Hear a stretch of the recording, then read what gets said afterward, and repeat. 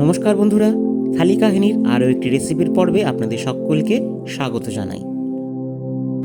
আজকে নিয়ে এসেছি আরও একটি সামার স্পেশাল ড্রিঙ্কসের রেসিপি।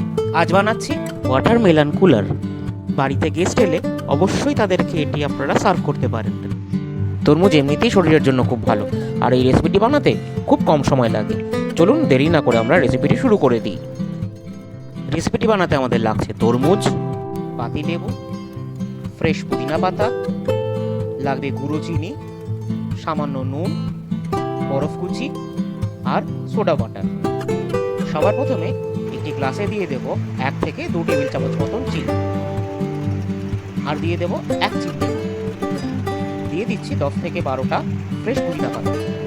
এবারে আমরা এর মধ্যে দিয়ে দেব টুকরো করে কেটে রাখা হাফ কাপ মতন তরমুজ।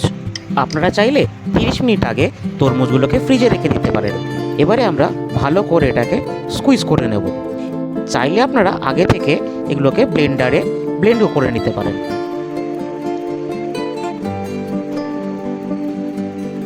এবার দিচ্ছি পাতিলেবুর রস 1 টেবিল চামচ, 3 থেকে 4টে টুকরো করে কেটে রাখা লেবু, দিয়ে দিচ্ছি এবারে আইস ক্রিম।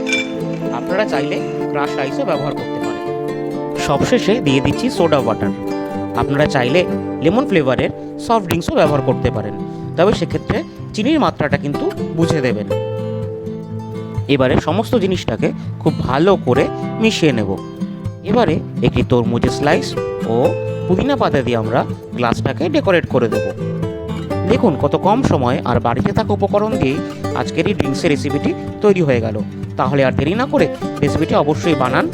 ভালো লাগলে অবশ্যই একটি লাইক দেবেন এবং চ্যানেলটিকে সাবস্ক্রাইব করে বেল আইকনটি প্রেস করে পাশে থাকবেন। ফিরে আসছি আরও বেশ কিছু রেসিপি নিয়ে। ততক্ষণ চ্যানেলের পাশে থাকুন আর আগের রেসিপিগুলি মিস করে থাকলে দেখে নিন।